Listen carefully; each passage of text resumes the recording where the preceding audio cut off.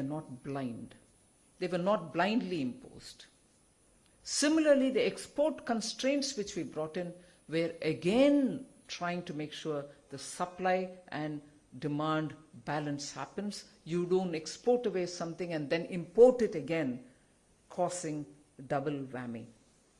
So the Atmanirbhar principles, in a way, are also a very powerful tool in managing the supply chains, and therefore indirectly having a bearing on the inflation itself.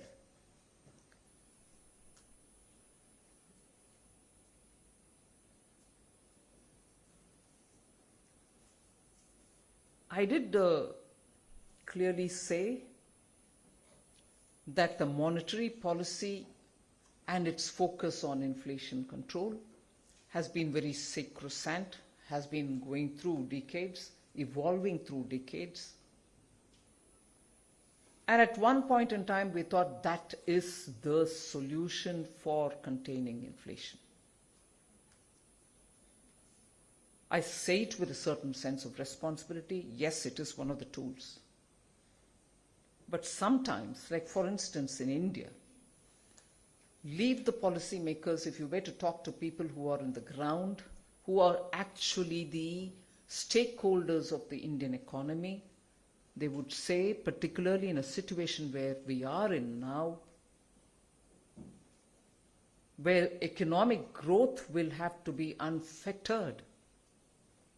The IMF might periodically bring down growth, global growth, because of the way in which the war has affected them, the way in which the Russian supply of fuel, gas is hitting European countries. The monetary policy has its space. Before I come back to that, I would want to add one more. I did talk about the perishable consumer versus farmer. I did talk about the MSME for the raw material with the steel as an example. I want to bring in one more example, again, that which we have consciously done in the last, let us say, 8-9 months, and drawn from the experience of last 2 years. India imports more than 80-85% of all its crude. We have oil wells in the Godavari basin. We have in Barmer. We have a lot of natural gas also being explored.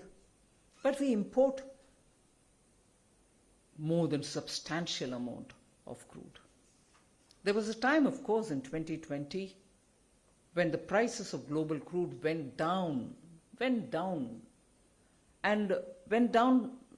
remarkably. And using that as an example, there are still arguments against our government's decision, saying at that time too you didn't give the advantage of cutting down the price for the end consumer. You kept the tax at a certain level, and even today very adolescent-like, amateurish allegations are leveled against the government, saying, oh, you collected so much. If it were to be Parliament now, I would say collected and kept where? But I know I'm not in the Parliament. But collected. Collected for what? And how did the capital expenditure of this government perform between 19 to today? Please have a look.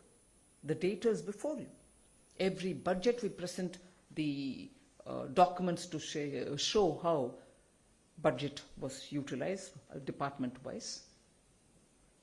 So yes, when the price went down significantly, immediately we didn't give it to the end consumer to say you pay 1 rupee, because it was almost like coming to pay nothing. It was going into the negative terrain. The government, of course, at that time immediately made sure that the strategic reserves were filled up, brought in fuel, and made sure that infrastructure expenditure would be given a revving up. Infrastructure expenditure has been very high from 20.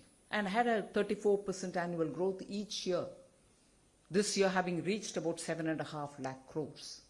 These are not possible without the government taking advantage of some of the global developments. And if I say taking advantage, it is not taking advantage to support my family or somebody else's family, the kitty with which you're able to spend on infrastructure. And why am I making spending on infrastructure so very important when we're talking about inflation? Asset addition, building of assets, is one very noble objective which all of you all will agree. But equally, when money reaches in situ, when you're creating these assets for the people who are working there, it gives money in their hands. And both short-term and long-term put together, short-term and medium-term put together, the multiplier is somewhere in the range of 2 rupee 45 for every rupee spent. Whereas if I were to not spend on infrastructure and give it directly in the hands of the people, my multiplier is less than a rupee, 0.99. And therefore, when the crude oil prices went down and we realized that we could fill up a strategic reserve and also make for some infrastructure monies which can be spent, it had an effect on the economy, both during the COVID and after that during the economic revival. The Agri Infrastructure Fund, which was part of that cess, which was the excise duty that was being collected, has come off handy. Today we are able to give every APMC up to 2 crores of rupees each to improve your infrastructure. And really 1 lakh crore has been allocated for that purpose. Any number of APMCs can apply, they will get it. Is that possible without government raising revenue? Where does this money go? This is where it goes. How does that help inflation? When your infrastructure in the ground is improved, the same farmer is able to find better market access, and with that market access, he earns more for himself because the product goes where the price is right for him. So that phase of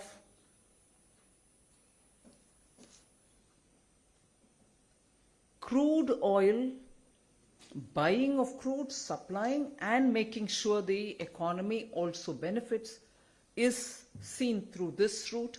But today when we are, since February of this year, in a situation where global prices were going beyond anyone's affordability, and we take the call in November once and again in April, I think, or early June, of reducing the price. To some extent, of course, it can't be as much as each one of us would want it to be. And at that stage, to take a very strong political decision. I respect the Prime Minister for his courage on this. Get it from Russia. Get it from Russia because they are willing to give you at discount. And how speedily did we ramp it up? Where we were otherwise, our entire import otherwise had only 2% or probably sometimes even lesser than 2% of Russian component into our crude basket. It was ramped up to almost 12 to 13%. All within a couple of months that we are talking about. And why? Why do we need to? Yes, we've cut down the price somewhat. But can it be further strengthened? Can the burden on the Indian exchequer for having to import that much more, at that much more price, can it be handled with a lot more sense of prudence? Will there be a political implication on it? Will there be a political fallout because of that? And that's where I give credit to the statesmanship of the Prime Minister to make sure globally that we did keep our relationship with all countries, but yet managed till today, managed to get the Russian fuel, which is what Japan is doing today, which is what probably Italy and some other countries are doing. So sanctions, wherever they are, sanctions, but countries are finding their own way to get that very Russian fuel, Russian gas.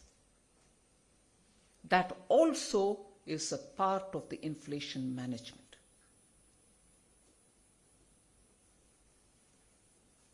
And therefore, I just want to come back to the point which I left halfway, monetary policy. Reserve Bank will have to synchronize somewhat.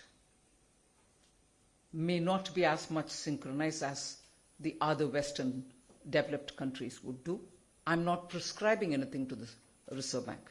Let me be careful here. I'm not giving any forward direction to Reserve Bank.